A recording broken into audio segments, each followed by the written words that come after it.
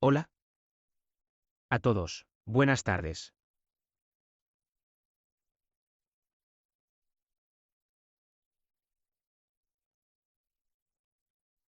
Y gracias por acompañarnos en nuestro, interesante, espero, sesión. Evaluación de tecnologías sanitarias. Permítanme presentarles primero a nuestro ponente de hoy.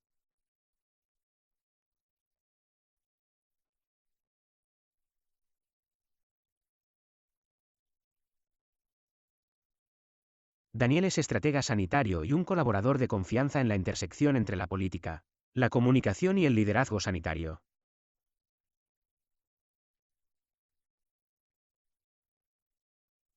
Ha ocupado puestos de responsabilidad en AstraZeneca, CSL para Bristol Myers Squibb y Novartis, trabajando a nivel local, regional y global.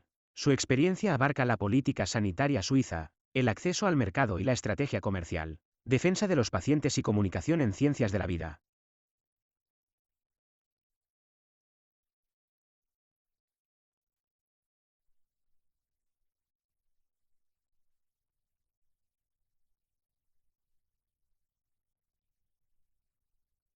Abogado de formación, con un doctorado y un máster en Derecho Sanitario y Bioética. Fundó Advisory Environment para aportar claridad, ejecución pragmática y orientación de confianza al complejo entorno de la asistencia sanitaria y las políticas. Svetoslav es farmacéutico clínico y profesor asociado de regulación farmacéutica y práctica farmacéutica en la Universidad Médica de Pleven, Bulgaria. Su investigación se centra en la regulación farmacéutica.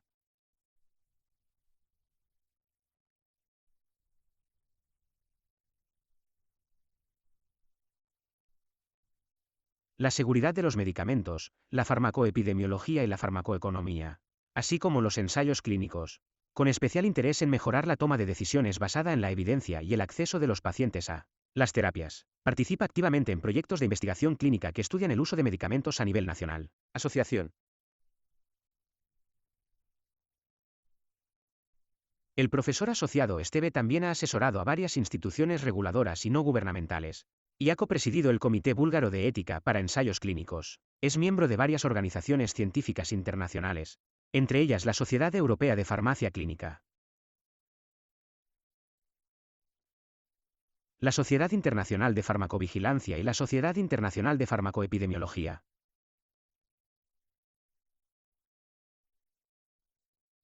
Gergely cuenta con más de 17 años de experiencia en el sector bancario como abogado. Gergely ha participado activamente en la comunidad de la hipertensión pulmonar desde 2010. Miembro de la Junta Directiva de For Europe de 2012 a 2015.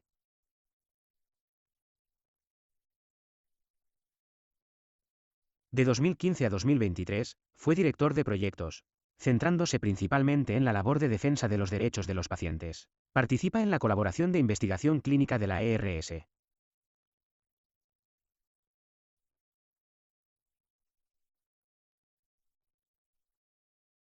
Paros como representante de pacientes y fue uno de los dos representantes de pacientes que han formado parte del grupo de trabajo sobre las directrices de la ERS sobre la hipertensión pulmonar. Más recientemente, desempeña un papel activo en el ámbito de las enfermedades respiratorias raras. Miembro del Comité Directivo Médico de Yarelan. Miembro de Euro. Esta rara 2030. Desde 2023.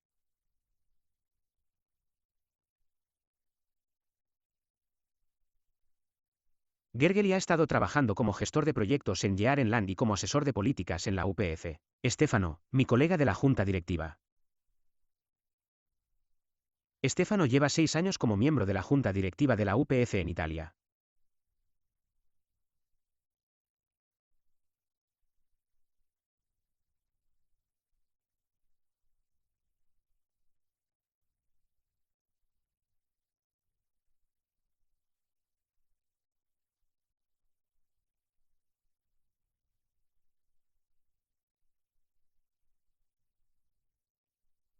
Dirigió la organización de pacientes centrada en el trasplante de pulmón y las enfermedades pulmonares raras en 2012, tras someterse a un trasplante de pulmón debido a la fibrosis quística. Se involucró activamente en la defensa de los pacientes, reconociendo la urgente necesidad de apoyo dentro de la comunidad de la FPI, así que, Daniel, tienes la palabra. Hola a todos. Evaluaciones de tecnologías sanitarias. Yo mismo me voy a levantar un poco porque queremos que resulte un poco más interesante. ¿Quién de vosotros se siente muy cómodo con esto? 3 letras. ¿Quién de vosotros lo sabe o se siente muy cómodo? ¿Qué es eso? Vale. ¿A alguno de vosotros le apetece subir y sustituirme? De acuerdo. Muy bien. Lo voy a intentar y vosotros me corregís. Hay 100 formas de describir un Así que, voy a dar lo mejor de mí, viniendo de Suiza. De hecho, siempre comparo la HTA con una navaja suiza. Es como si tuvieras diferentes herramientas y las juntaras todas, y eso es, bueno, solo para empezar. Pero lo que es muy importante es que tenemos muchas definiciones existentes. ¿Qué es la HTA? Y cuando lo miras desde un enfoque más académico, en realidad, en muchos casos la gente habla de una HTA o de que algo está en HD, pero en realidad no lo está. Así que solo quería señalar esto desde el principio. Pero lo importante es que, a grandes rasgos, la HTA, Evaluación de Tecnologías Sanitarias, es una herramienta para evaluar nuevas tecnologías médicas. Y no importa si se trata de un dispositivo médico, ya sabes, de un medicamento.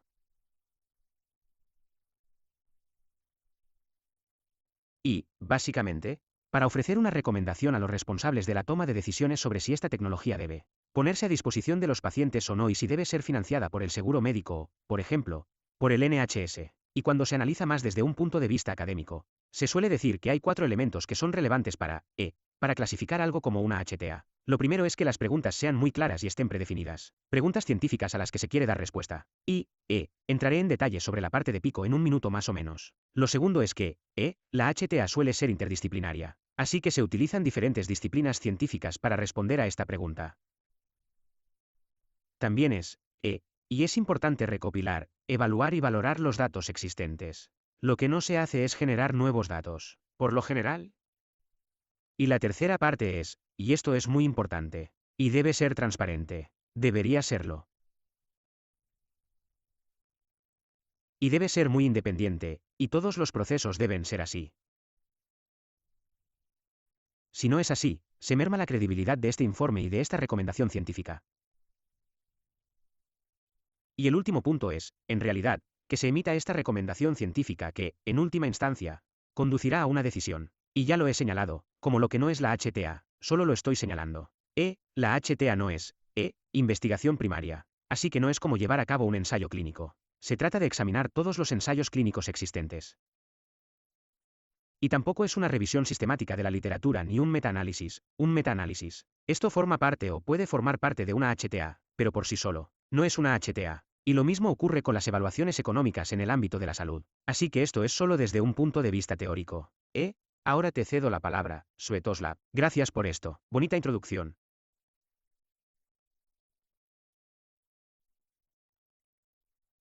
Ya hemos definido la HTA como un proceso estructurado y basado en la evidencia para la toma de decisiones. Pero para ver el impacto real, necesitamos evaluar su aplicación en la práctica real. Y, bueno, en realidad la HTA está desempeñando un papel.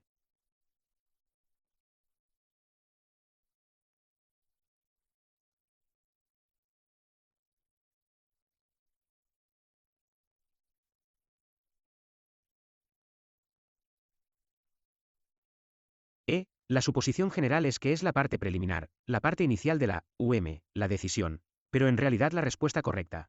La respuesta adecuada aquí es que es aplicable a cada paso del proceso del ciclo de vida del medicamento. ¿Qué quiero decir? Todo empieza con el diálogo. Me refiero a la fase de investigación y desarrollo. Este es el lugar adecuado, el momento adecuado, la etapa. Es entonces cuando ambas partes interesadas, las empresas y las autoridades reguladoras, deben empezar a considerar qué evidencia, qué tipo de información se necesitará en una fase posterior. Luego vienen los ensayos clínicos y, finalmente, la autorización. Normalmente se concede a nivel centralizado. Emitida por la EMA o la Comisión Europea. Esta es la etapa en la que respondemos a la pregunta más importante: ¿es el medicamento seguro y eficaz? Pero el acceso no equivale a la autorización. Necesitamos más datos para decidir si debemos pagar o no por el medicamento. Y ese es el momento adecuado para aplicar la HTA. Porque en la HTA los expertos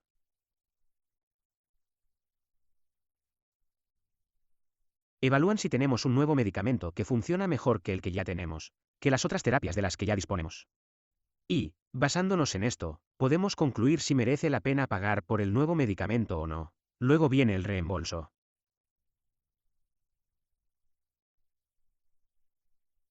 Este es quizás el momento más crucial para los pacientes en lo que respecta al acceso, porque el resultado de la decisión es que tengamos acceso. Y este acceso está cubierto, se retrasa o se restringe. Y luego viene la fase de seguimiento o la historia termina con la práctica clínica real. Seguimos recopilando datos sobre la relación coste-beneficio de los medicamentos.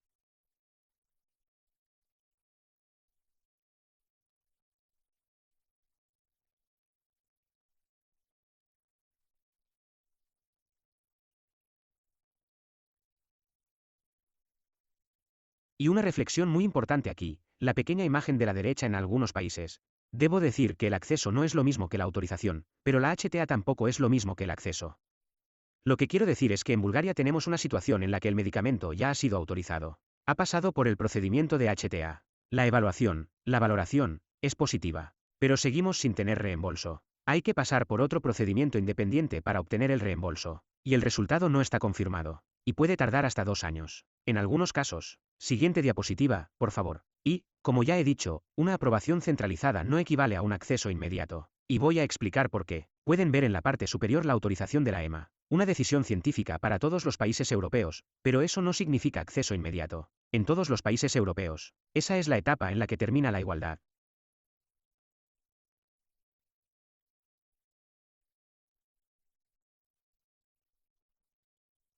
Tras esta etapa, cada país sigue vías diferentes, procedimientos distintos con diferentes partes interesadas, con diferentes instituciones, plazos distintos y comparadores diferentes, a la hora de evaluar las terapias y demás. ¿Cuál es el resultado? Tenemos plazos de acceso diferentes. Tenemos diferentes niveles de reembolso en los distintos países, lo que, en el lenguaje de los pacientes, significa una disponibilidad desigual, a veces, incluso un acceso restringido. Así que, el impacto es especialmente significativo. En tercer lugar, enfermedades como la FPI, porque toda esta situación se ve adicionalmente modificada en estos pacientes. Y para profundizar más.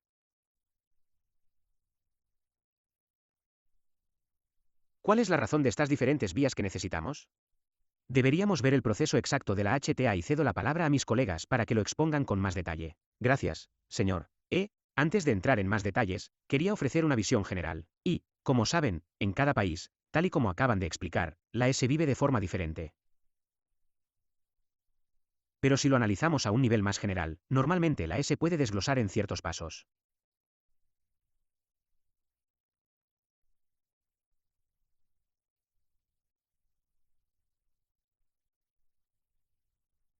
Y lo que hemos intentado ilustrar aquí es lo que usted también acaba de decir. El hecho de que una HTA sea positiva no significa que se obtenga acceso en un país, porque hay un responsable de la toma de decisiones que puede decir, no tenemos dinero para ello, o no nos parece razonable el precio.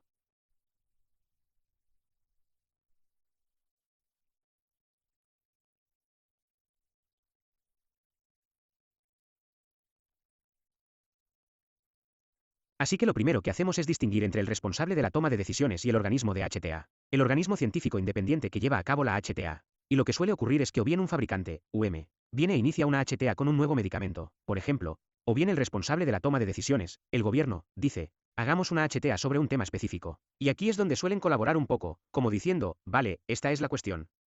¿Tiene sentido? Etcétera. Y luego el mandato pasa a el organismo de HTA. Y eso es importante porque, a partir de aquí, se trata de un espacio seguro, ya que también se quiere que sea independiente, muy científico y transparente. Así que están analizando toda la evidencia disponible, la están evaluando, la analizan y la examinan con un enfoque muy científico. Luego la evalúan, por ejemplo, involucrando a expertos para interpretar los datos y basándose en esto, su recomendación previa y el informe o la recomendación se entregarán entonces al responsable de la toma de decisiones diciendo, oye, desde un punto de vista científico, este medicamento tiene mucho sentido, y entonces se toma la decisión de si la HTA se reembolsa o no. Por cierto, esto también puede significar simplemente que un producto se retire del mercado. Esto ocurre en Suiza, por ejemplo, donde han empezado a desinvertir tal y como empezaron con esta inversión. Las HTA, lo cual es un poco extraño. Suiza es uno de los pocos países que lo hace. Pero sí, es un tema diferente. ¿Te acuerdas de lo que dije? Como lo que creo que es GA. ¿Te acuerdas de esta navaja suiza? Esto es ahora. La razón por la que lo elegí en HD, como uno de los elementos centrales, es que es interdisciplinario. Hay diferentes disciplinas científicas involucradas. Y básicamente tienes disciplinas fundamentales como la evaluación médica y la económica. Eso suele hacerse. Todo el tiempo. Y luego hay otras disciplinas que son más infrecuentes o que, a veces, se incluyen y otras no.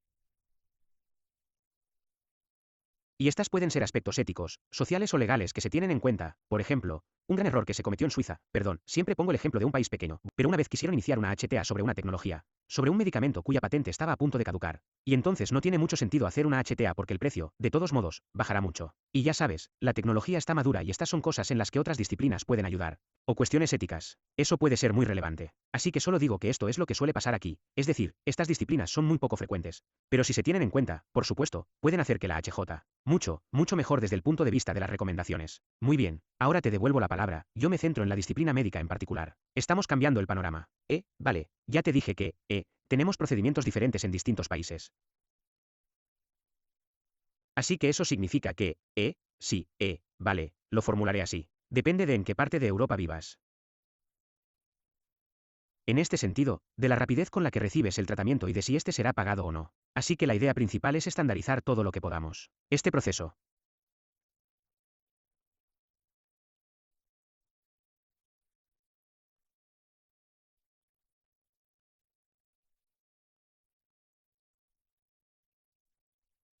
Y uno de los enfoques, de las metodologías para estandarizar esta evaluación médica como punto central de la HTA es encontrar la forma correcta de formular, de definir las preguntas que planteamos. Y aquí entra en juego la estrategia PICO. Es un marco muy importante, pero en realidad sencillo, que ayuda a los expertos a definir las preguntas clínicas, a la hora de evaluar la relación coste-beneficio de un medicamento. La P significa paciente o define la población. Es decir, a qué pacientes, cohortes de pacientes o grupos de pacientes nos referimos. Luego viene la primera, ¿qué significa intervención o cuál es el tratamiento? Estamos explorando y se evaluarán más adelante los resultados de este tratamiento. Luego viene el comparador. Es realmente importante porque los comparadores son diferentes en cada país.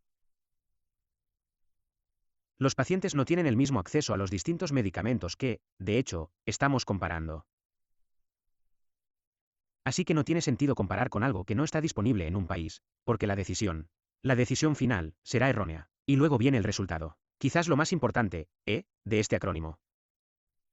Todo se reduce al resultado, pero el resultado no es solo un número. No es un número.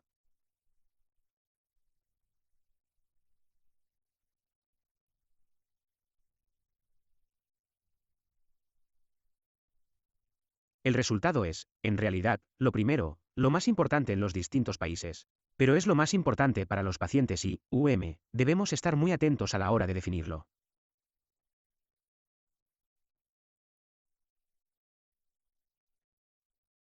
Por ejemplo, si será la calidad de vida, si será simplemente el índice de eficacia de un medicamento, si será la capacidad de una paciente, como resultado de tomar el medicamento, para trabajar en el jardín o para cuidar de sus nietos, y así sucesivamente. Así que el pico es un método para definir mejor la pregunta en un. Así que, en lugar de hacer una pregunta simple como, ¿funciona este medicamento? La pregunta, para ser más precisos y eficaces, y para que suene como. ¿Mejora la nueva terapia la función pulmonar en comparación con el tratamiento actual en pacientes con FPI? Pasemos a la siguiente diapositiva, por favor. Esta es la base para producir una evaluación clínica realmente eficaz.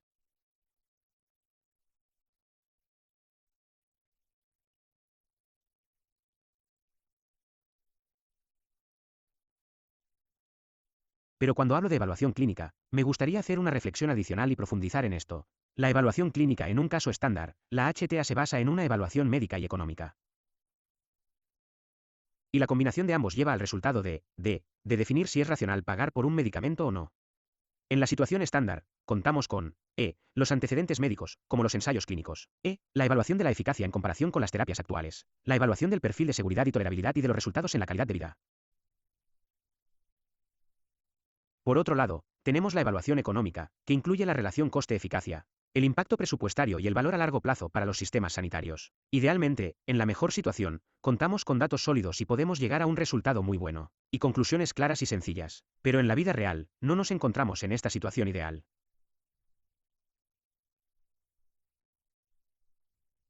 Y es aún más complejo cuando hablamos de sus enfermedades o de situaciones específicas en afecciones como la FPI, donde nos enfrentamos a retos concretos. Y a lo que me refiero es a las poblaciones de pacientes reducidas. Evidencia clínica limitada debido a las pequeñas poblaciones de pacientes y a la realidad de la enfermedad. Una incertidumbre mayor en los resultados y una elevada necesidad médica no cubierta. Así que, basándonos en estos criterios específicos, deberíamos centrarnos más en los resultados relevantes. Es decir, deberíamos definir mejor los resultados. Por ejemplo, algunos resultados específicos para esta indicación o para esta población de pacientes. Deberíamos basarnos en datos del mundo real.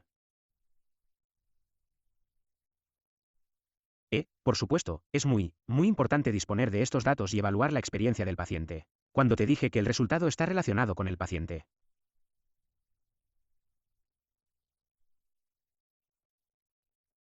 Los pacientes son el recurso de información más valioso que nos proporciona la base adecuada para realizar esta evaluación correctamente. Lo que quiero decir es que realmente hay que buscar la evidencia mundial y la evidencia.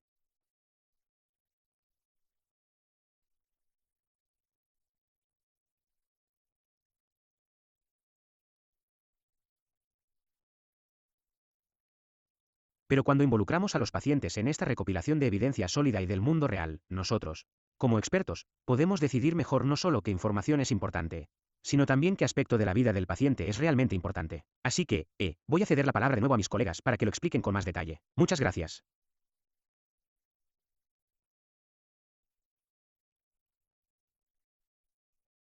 Espero de verdad que muchos de ustedes sepan que hay una normativa revolucionaria en la UE que trata sobre la evaluación de tecnologías sanitarias, pero, en realidad, no surge de la nada, sino que ha habido un trabajo preparatorio que podemos considerar como un todo. En realidad, se trata de una red voluntaria de organismos de HD de varios países. Pueden ver las bonitas banderas a la derecha con el objetivo específico. Así pues, el objetivo era crear recursos de calidad en los que se pueda confiar a la hora de realizar evaluaciones tecnológicas.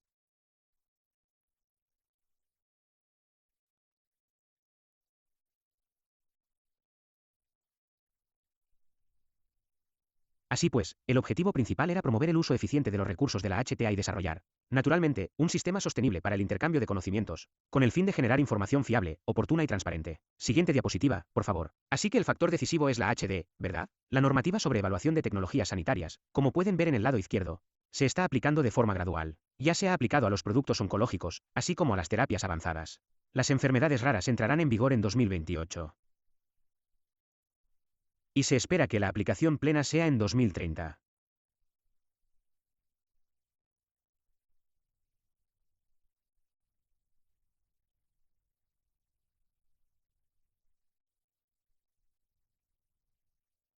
De hecho, será la corriente principal de la evaluación de tecnologías sanitarias. Se espera que se aplique únicamente a los productos genéricos, así como a aquellos medicamentos que no requieran receta médica. No estarán cubiertos por este reglamento. El objetivo principal es también poner fin a algunas de las colaboraciones anteriores, como IUNETA. Puedo confirmar que esto está sucediendo porque ayer mismo consulté la página web a la que me refería, y ya no funciona. Así que, de hecho, ha sido rescindida por el HDR. Pero lo que está claro es que quizás se pregunten por qué nos beneficia. Hay muchas expectativas. Naturalmente, sobre el HDR.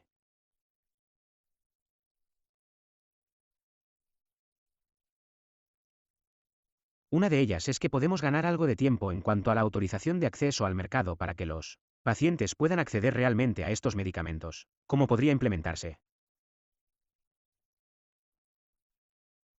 Podrías preguntarte si, en cierto modo, tanto el proceso de autorización de comercialización como el de evaluación de tecnologías sanitarias están comenzando en la misma fase. Así que los dos procedimientos se desarrollan simultáneamente ante organismos diferentes. El sistema será, en realidad, híbrido. Y también esperamos que esto contribuya a una mayor rapidez.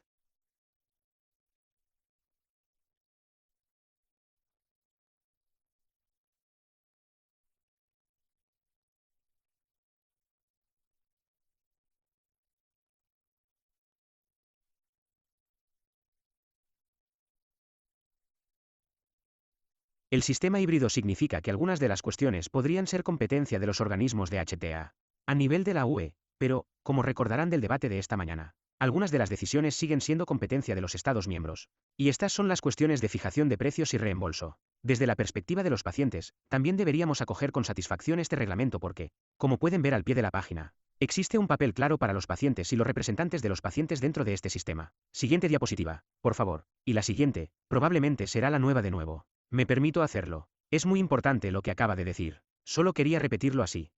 La UE es un intento. Antes era como si cada país hiciera su propia evaluación de tecnologías sanitarias, HTA, y cada uno lo hiciera de forma un poco diferente y con plazos distintos. Y el intento es realmente, solo quería reiterar eso, agilizar estos procesos, reducir, ya sabes. Como, reducir la duplicación y ser más rápidos. Y creo que, en general, esto es algo positivo.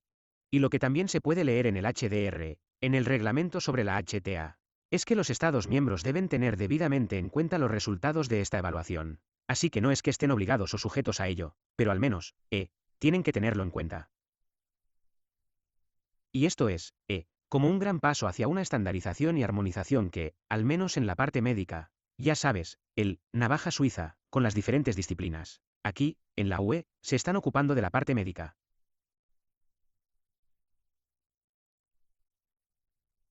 Y ahí es donde, debería haber más, deberían ajustarse más a la recomendación, pero, como tú has dicho, la fijación de precios, la evaluación económica sanitaria, todo eso sigue siendo competencia local. Y por eso también las HTA pueden dar resultados diferentes a los del ámbito local. Pero al menos esto es un paso importante, creo, muy importante. Hay que tenerlo en cuenta, por supuesto, y es un avance en el que vale la pena. En el que vale la pena participar. Y por eso también nos lo pidieron. Sí, ¿qué hay de la participación de los pacientes? ¿Qué pueden hacer los pacientes? Y esta es una pregunta un poco difícil. Y ahí es cuando, por así decirlo, empezamos con esta imagen en el sentido de que, por supuesto, creo que todo el mundo estaría de acuerdo. Sí, los pacientes deberían formar parte de eso. Porque si estás elaborando una recomendación dirigida al gobierno en la que se plantea si algo debe ser reembolsado o no, si los pacientes deben tener acceso a una terapia específica o no, creo que son los pacientes quienes tienen voz y voto en eso. ¿Exacto?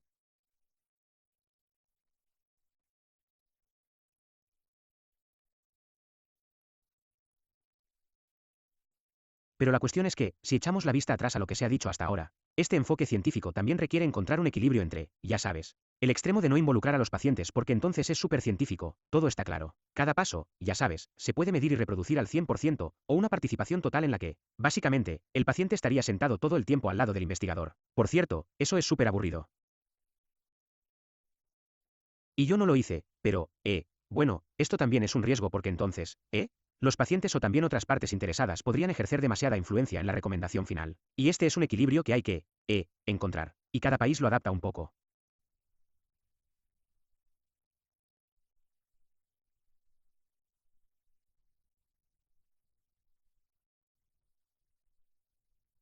Lo que nosotros, y espero que se me permita hablar en nombre de todo lo que hemos debatido, es que es importante no rehuir la participación de los pacientes, simplemente porque se tema que ya no sea científico. Y, bueno, creo que hay suficientes, y de hecho lo hemos oído hoy, formas científicas de incorporar la voz de las diferentes partes interesadas. Hemos oído hablar del panel Delphi. Creo que en una presentación anterior, esa es una opción. También se puede trabajar con mayor transparencia si se hace público quién está, ofreciendo asesoramiento experto. Si se establecen criterios, cuando alguien reúne los requisitos para ser considerado experto, etc. Así se puede hacer que esta participación sea mucho más estructurada y creíble.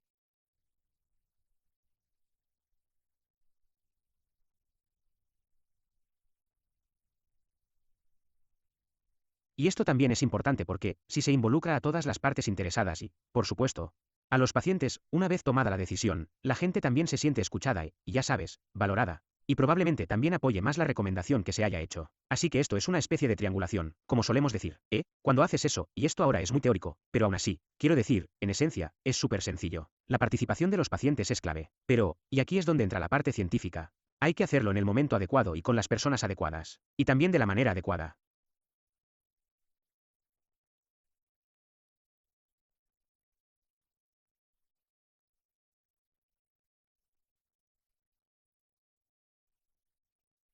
Y lo que quiero decir con esto es que, si echamos la vista atrás a este, gráfico que mostramos antes, normalmente, cuando estás en el ámbito de la toma de decisiones, hay personas en estos comités que representan a todos los pacientes de todas las áreas terapéuticas. ¿Y esto también? Creo que tiene sentido porque también se quiere garantizar una cierta igualdad en las recomendaciones, pero cuando se trata de una enfermedad muy específica, como la HDA, se quiere a personas que sepan exactamente de qué va este tratamiento. Lo ideal sería que participaran personas que estén en los ensayos clínicos, que hayan tenido una experiencia de primera mano del tratamiento en sí.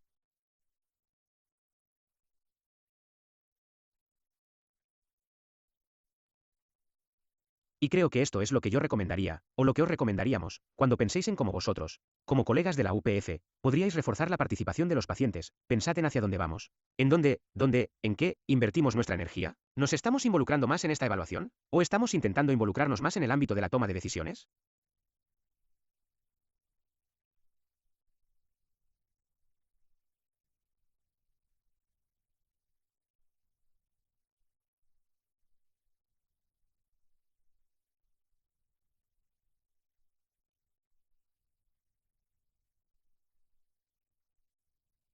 Y, por supuesto, la solución es ambas cosas, pero el enfoque cambia porque aquí creo que, ya sabes, las pruebas que habéis generado, las percepciones de los pacientes que habéis recabado, serán más propensas o resultarán útiles para influir, para que se tengan en cuenta en una recomendación, mientras que la decisión es entonces mucho más política y, por lo general, lo que se hace aquí es también mantener el rigor científico en el proceso de HTA. Intentas que la gente no se meta en el terreno de los investigadores. Se les consulta, como he dicho antes, por ejemplo, ofreciéndoles un plazo para redactar una recomendación por escrito o para aportar comentarios por escrito, lo que también la hace más creíble que la evaluación científica. Así que esto sirve simplemente como una primera introducción a la participación de los pacientes y volvemos contigo, gorgoteando. Sí, gracias por proporcionar el contexto, pero quizá quieras hacer una pregunta muy sencilla.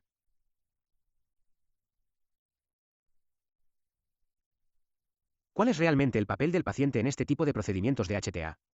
Y en la parte superior derecha, en realidad en la izquierda, desde el momento actual, hay dos puntos. Ya hemos oído que puede haber algunas dificultades a la hora de identificar las necesidades no cubiertas. Pero este es nuestro papel clave en este tipo de procedimientos. Así que tenemos que comunicarnos con claridad con los organismos de HTA. ¿Cuáles son las necesidades no cubiertas? Estamos luchando contra.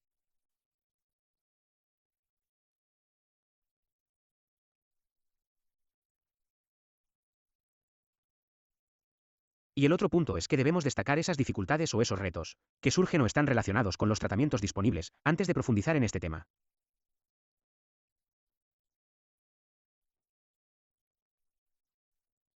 También me gustaría destacar que, para las organizaciones de pacientes, es fundamental cómo intentamos ayudar a identificar a los pacientes que participan en estos procedimientos. Se trata de un procedimiento paso a paso. Aquí se pueden ver las etapas de participación de los expertos, pero no se limita solo a los pacientes. Tengo que resaltarlo. Hay un pequeño malentendido aquí debido a los procedimientos de HTA. Los expertos no se identifican únicamente como pacientes.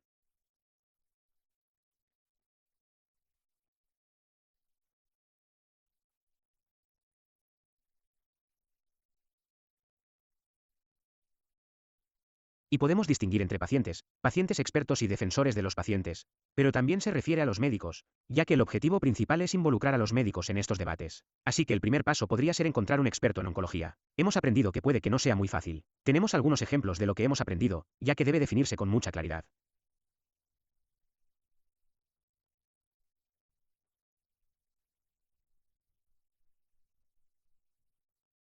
¿De qué tipo de indicación estamos hablando? Y la preparación no debería ser lo primero. Pero ya deberíamos haber iniciado algunos preparativos debido a ciertos problemas de conflicto de intereses. En ese sentido, conseguimos encontrar al paciente experto y logramos ayudar a comprender mejor estos procedimientos.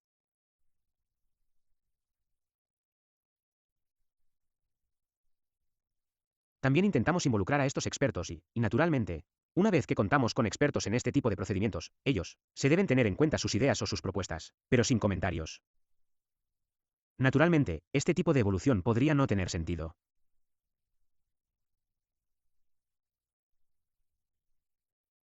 Sin embargo, el papel del paciente, más allá de estos dos puntos principales, podría ser más complejo. Ya hemos aprendido sobre las preguntas pico.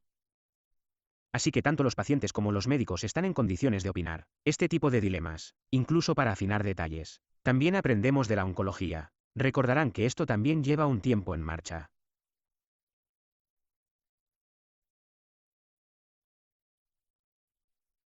Es probable que alguna subpoblación pueda ser, una especie de, tema de debate.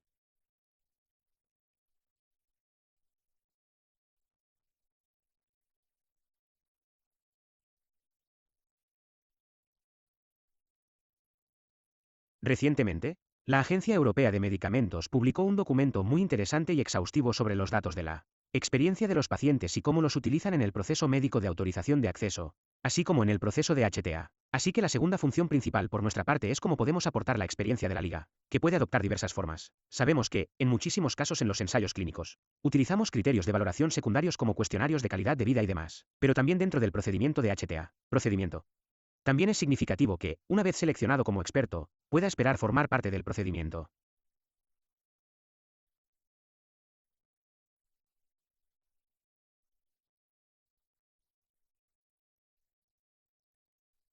Esto es lo que ocurre realmente cuando intentamos involucrar a los pacientes en la evaluación de tecnologías sanitarias. Porque necesitan contribuir, necesitan participar en las audiencias, necesitan participar en los debates. Y por último, pero no por ello menos importante, y está un poco relacionado con él, evidencia de los pacientes, debemos ofrecer información contextual. Siguiente diapositiva, por favor.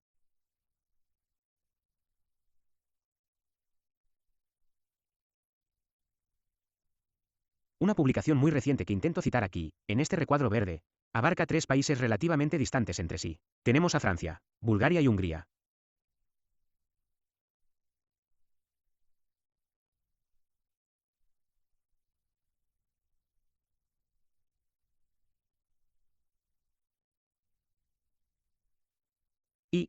En realidad el resultado no es muy favorable desde nuestro punto de vista porque la pregunta era, ¿cómo lo perciben?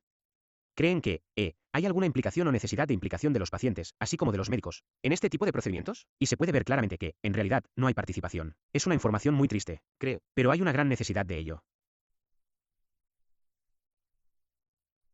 Así que permítanme concluir con esta introducción al papel del paciente con una causa específica, porque creo que es muy importante destacar que debemos estar preparados. De eso no hay duda. Pero, ¿cómo podemos estar preparados? Debemos asegurarnos de que los pacientes participen en estos procedimientos para disponer de datos fiables. Tenemos que documentar ese tipo de participación, así como invertir en ella y publicarla. Este tipo de procedimientos. Además, sabemos que es esencial ampliar la participación.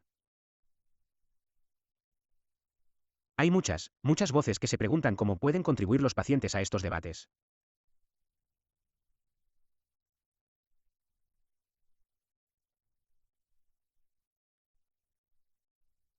Así que, como parte de la preparación, debemos asegurarnos de que ya se dispone de las habilidades necesarias o de que tenemos posibilidades de ampliarlas.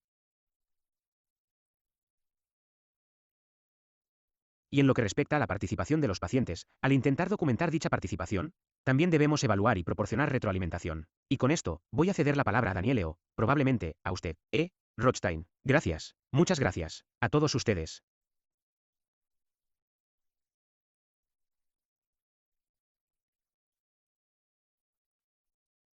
Daniel Svetoslav, Gergely Estefano, porque ahora es el turno de preguntas.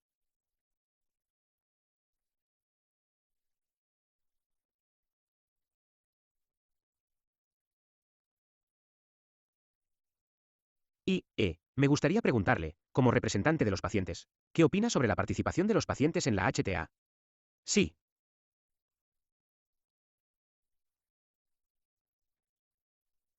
En primer lugar, enhorabuena a todos los ponentes que han conseguido, que han hecho que este tema tan difícil, resulte muy interesante y, comprensible.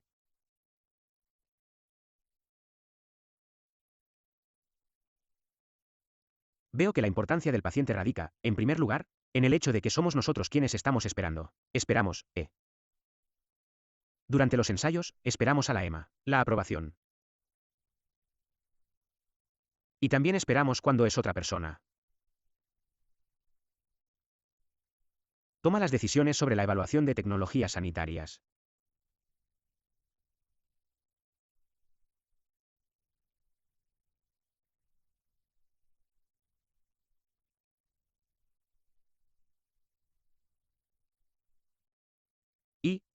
Por eso es importante estar presentes, para hacer comprender a estas personas que, por lo general, solo razonan en términos de números, cifras y dinero, que, la realidad somos nosotros.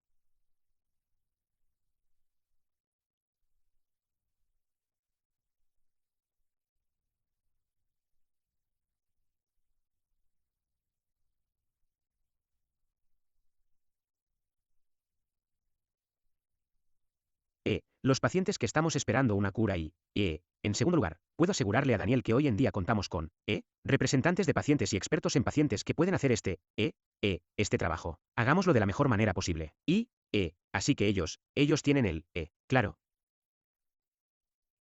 Tienen que estar ahí para aportar la perspectiva del paciente a estas decisiones. Gracias, Estefano. Tenemos. Sí.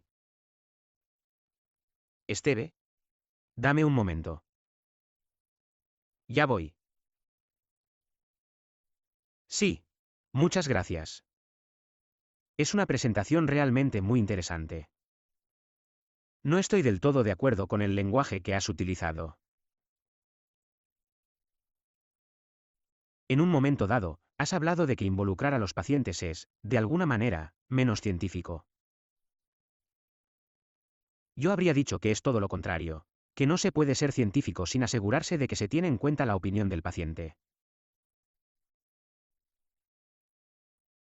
Y lo que quiero añadir después de eso es algo que no has mencionado sobre la nueva normativa europea. Si eres un paciente que ha hablado alguna vez con una empresa farmacéutica, no se te permite ser considerado un experto. Así que los expertos con los que contará la EMA serán expertos que no saben nada de ti. Si se quiere.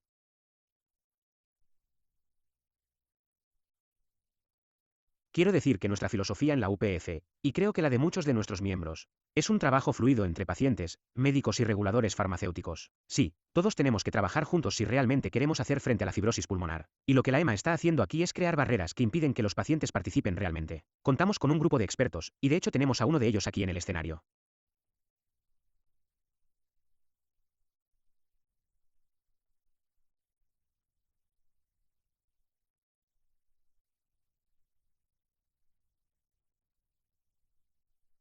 Un grupo de pacientes con mucha experiencia que han invertido mucho en aprender sobre los medicamentos, sobre los ensayos clínicos, sobre la experiencia de los pacientes y los datos, y sí, De repente la EMA decide, ya sabes, dejar todo ese conocimiento a un lado. El proceso francamente, no va a funcionar. Así que creo que podría ser útil porque, como Federación Europea de Fibrosis Pulmonar, no somos solo la UE, somos toda Europa tal y como la define la OMS. Y, en ese sentido, podría merecer la pena estudiarlo. ¿Qué ventajas tiene o incluso llegar a nuestros nuevos europeos en Canadá? Bueno, los canadienses también tienen un sistema muy bueno y creo que, ya sabes, hay mucho que aprender. Me preocupa mucho lo que va a suponer este nuevo sistema. Muchas gracias, Esteve. De hecho, esperábamos esta pregunta. Así que eso fue, algo que no incluimos deliberadamente en nuestra presentación. Y tienes toda la razón. Hay un trabajo en curso con los organismos de la HD.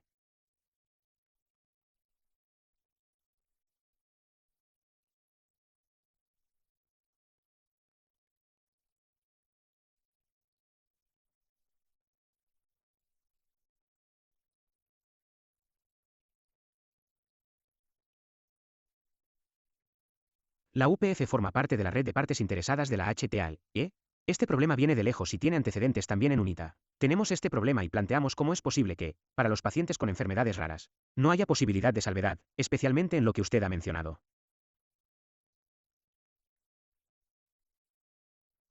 Y yo ampliaría esta perspectiva, porque no se trata únicamente de que los ponentes sean independientes o de que no se reciban honorarios de consultoría de una empresa farmacéutica, sino de la ley de aplicación de la HDR.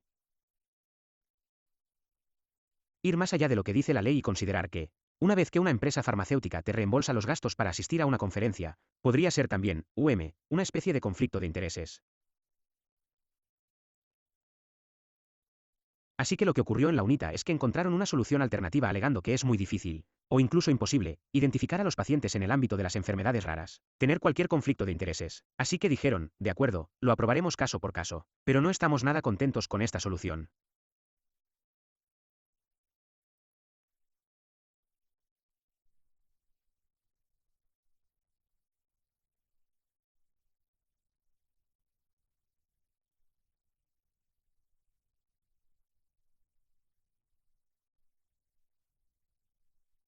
Y expresamos nuestra preocupación de que no debería ser una especie de exención, sino más bien una advertencia o una disposición adicional dentro del acto de ejecución que establezca que, para la comunidad de enfermedades raras o las indicaciones de enfermedades raras, debería haber alguna justificación para esta norma tan estricta.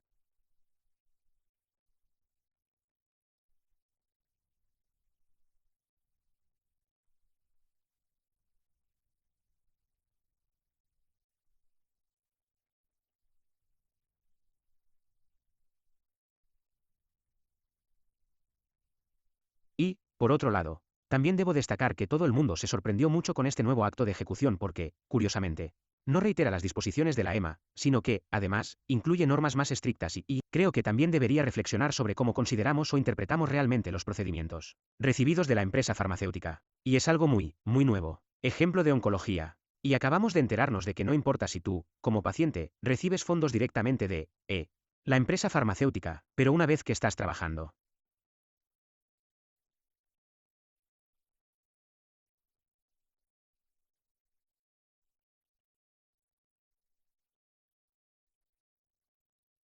aunque no recibas ninguna compensación de una organización de pacientes o simplemente seas miembro no remunerado de la junta directiva y tu organización de pacientes reciba fondos de la industria farmacéutica. También se considera un conflicto de intereses. De hecho, uno de los pacientes oncológicos fue excluido de los procedimientos de HTA más recientes.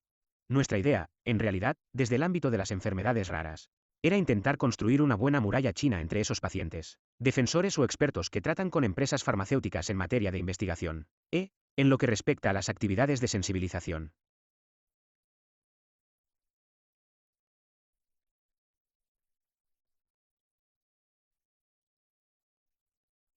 Intentamos contar con otros expertos en pacientes que no traten con las empresas farmacéuticas, pero, a juzgar por este ejemplo, parece que nos resultará aún más difícil hacer frente a este reto. Si me permites, quiero ver si estoy 100% de acuerdo con lo que has dicho y no estás solo en esto. Ya sabes, los médicos tienen el mismo problema. En cuanto llevan a cabo un ensayo clínico, se les considera sesgados y, de hecho, cuando se consulta la literatura académica, hay mucho debate sobre cómo abordar esto. Y con esto, los conflictos de intereses. Y la solución no es excluir a los expertos. Y estoy totalmente de acuerdo en que los pacientes son expertos muy importantes a los que hay que tener en cuenta. Pero, en mi opinión, existe un gran temor. Especialmente por parte de agencias, de que su rigor científico, al involucrar a demasiadas personas, ya sabes, podría menoscabar básicamente el propio informe. Pero aquí también les animaría a convertir esto en un debate político porque, al fin y al cabo, las agencias tienen que hacer lo que decidan los responsables políticos.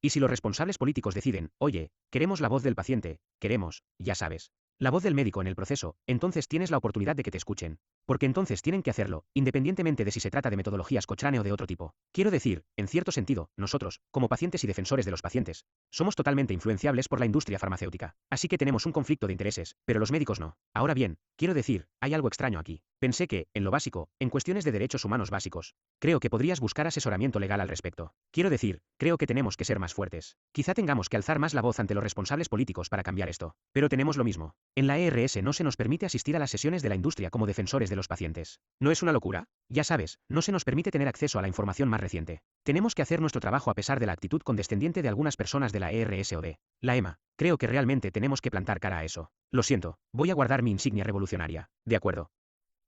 Como ya sabes, en ASMO, al igual que en el Congreso de Oncología, los pacientes lucharon durante años y ahora están ahí. Así que, bueno, esta es una lucha que se puede ganar, pero hablemos de esto más tarde. Manifestación durante el evento.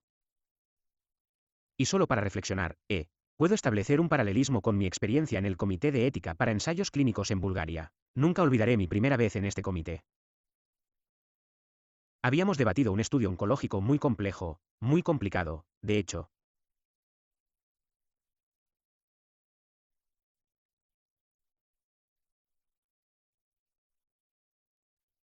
Y uno de los profesores del comité le dijo al paciente que, en el comité de ética, es obligatorio contar con al menos 2 personas sin formación médica, y el paciente del comité dijo, de acuerdo, quiero decir algo sobre este estudio. Y el profesor de oncología dijo, usted no es médico, no sabe nada, así que no lo intente.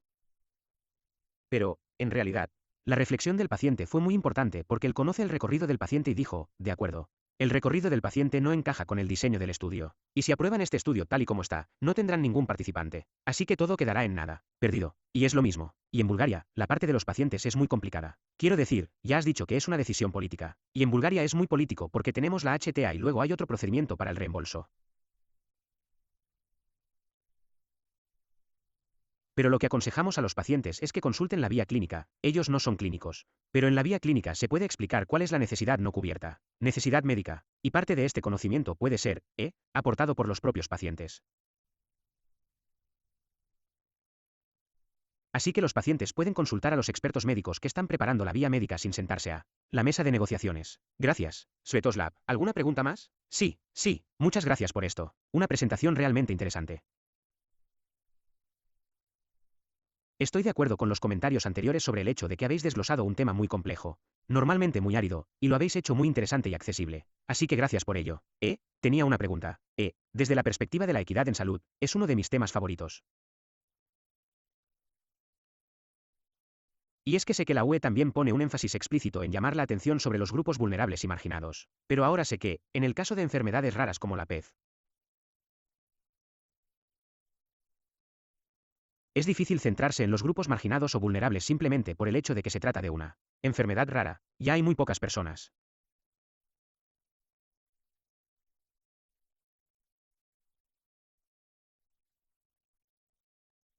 Así que me preguntaba si tiene algún consejo práctico o comentario al respecto, en el sentido de cómo podríamos. Ya sabe, que se podría hacer potencialmente en el proceso también, o que pueden hacer los pacientes, ya que están involucrados, para que al final haya resultados. Se satisfagan más de estas necesidades no cubiertas, también las de los grupos vulnerables. Intentaré responder a esto. No es una pregunta fácil.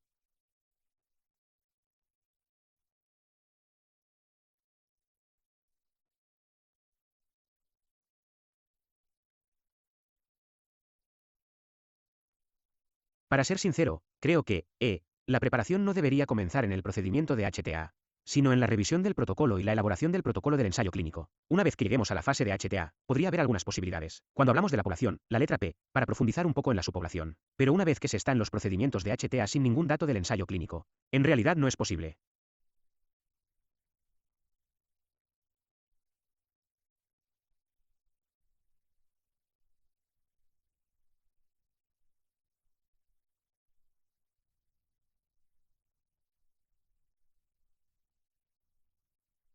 Así que creo que la forma en que la UE y la PAF pueden trabajar en la equidad, teniendo en cuenta también a los sectores más vulnerables de la población de pacientes, es que, una vez que haya un ensayo clínico en curso, intentemos proponer algunos subestudios que puedan abordar ese tipo de dificultades. Gracias. Sí, lo siento, solo una frase más. Estoy totalmente de acuerdo. Pero la otra decisión es seguir utilizando todos los datos mundiales de los que se disponga, porque se trata de una enfermedad rara. Y, como saben, existe una recomendación de ampliar el espectro de pacientes en los ensayos clínicos. Necesitamos tiempo hasta que este, espectro se amplíe, es aburrido. Pero, por ahora, podemos utilizar los datos clínicos mundiales. Gracias. Y solo para haber dicho algo. Lo siento, ¿no? Pero tu pregunta es prácticamente lo que yo miraría siempre. Ya sabes, hay que analizarlo caso por caso. Pero lo que yo me plantearía es, ¿quiero involucrarme en un nivel en el que probablemente sea más difícil cambiar algo? ¿O quiero involucrarme en la organización, ya sabes, a nivel local o nacional, como donde podemos, ya sabes, como como hacer que se produzca un cambio? Porque creo que cambiar una metodología a nivel de la UE es muy difícil. Pero al final, es por lo que ambos habéis dicho que hay que seguir luchando, por la aceptación de, ensayos clínicos de menor envergadura, la aceptación de la evidencia del mundo real, los datos de puntos de salida específicos y los criterios de valoración, etc. Hablando de forma muy pragmática. Gracias, Eleni. Sí, me gustaría decir, simplemente, paciente, siento mucha envidia de Esteve. Sabe muchísimo.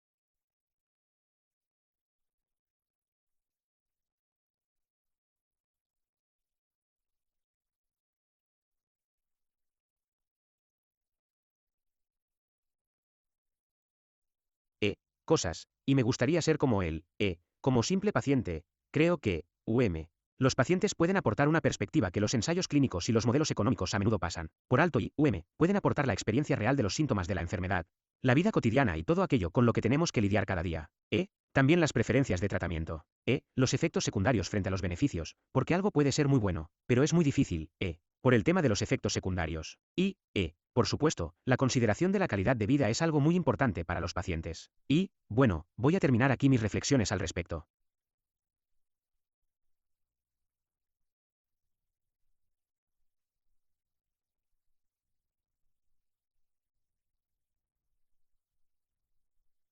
Como le dije antes a Esteve, creo que un paciente necesita formarse en estos temas para poder ser más útil y contribuir en este proceso. Como paciente, no sé cómo lo haremos a través de nuestra asociación o de cualquier otra forma.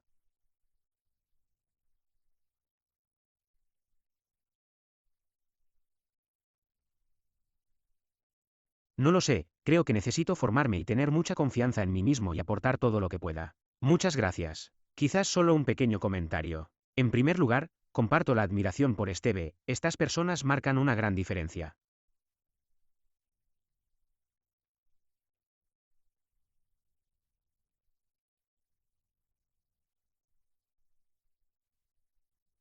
Pero, al mismo tiempo, Quiero decir que no es solo que, claro, la formación sea importante, sino que he vivido situaciones en reuniones de comités médicos en las que invitaban a pacientes y luego discutían sobre salud, modelos económicos como los modelos de Markov, y, bueno, ya sabes, no podía seguirles. Y yo hice mi doctorado sobre esto. Así que yo pensaba, y luego decían, ya ves, ya sabes, es como si no estuvieran contribuyendo. Así que no tiene sentido involucrarlos. Y creo que esto es un error fundamental. Hay que reducir la complejidad, por muy difícil que sea, para obtener las ideas que tú necesitas. Y creo que una vez que eres capaz de hablar el mismo idioma y, por supuesto, necesitas a ambos. Gente de ambos lados, pero cuando eres capaz de hacer las preguntas adecuadas, obtienes muchísima información y valor para el modelado también. Así que estoy totalmente de acuerdo con eso. Y esto tiene que venir de ambas partes, al 100%. Gracias. Más preguntas. Si me lo permiten. Añadir. En realidad, hay muchísimos materiales educativos disponibles. Hay que tener en cuenta que los países están siguiendo caminos diferentes en este sentido. Así que, Eurordis también creó el Foro Europeo de Pacientes. Pero algunos países, como Hungría, seguimos nuestras propias normas. Así que tenemos uno especial que se ofrece en húngaro. Así que deberías echarle un vistazo. Y creo que la UPF también podría ayudar a las organizaciones miembros a compartir este tipo de recursos. Quizás sí. Sumérgete y aprende más.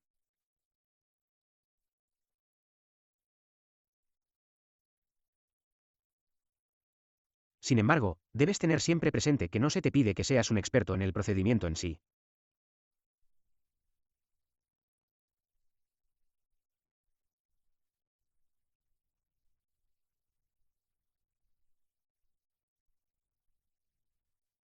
No debes actuar como un supervisor que garantice la transparencia de todo el procedimiento, sino más bien realizar una especie de comprobación de sensibilidad, como plantearte si algo es absurdo o no. Pero los pacientes no te piden que cuestiones al presentador o a los modelos.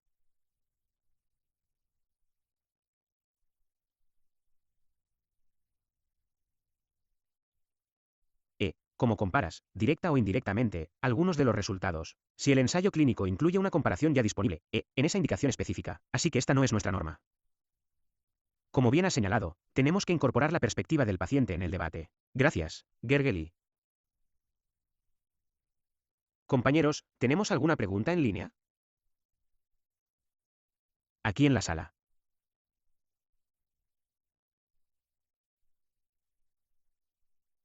¿Tienen algo que añadir?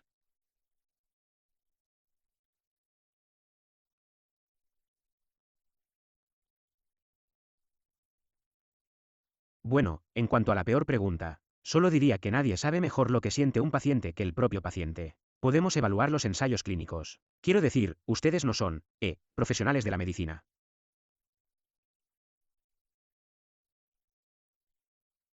Y, no es su trabajo evaluar los resultados de los ensayos clínicos. Pero ustedes son la fuente más valiosa que puede ayudarnos a evaluar estos resultados de la manera adecuada. Eso es todo.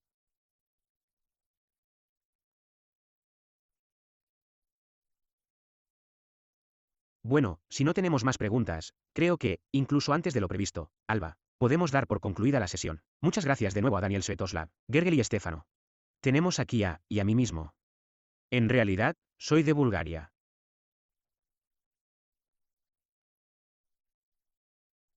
Al igual que Svetoslav, somos representantes de 4 países.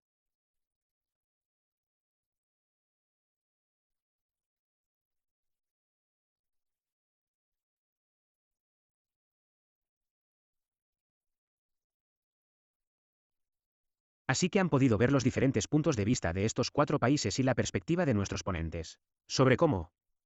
Muchas gracias por su presencia. Y, sí, Alba, Radostina, tú eres la primera que no ha visto ninguna de estas tarjetas. Esto está muy bien. Enhorabuena. Y les das a todos 10 minutos más. Así que, de nuevo, pausa para el café y estaremos listos para la última parte del día.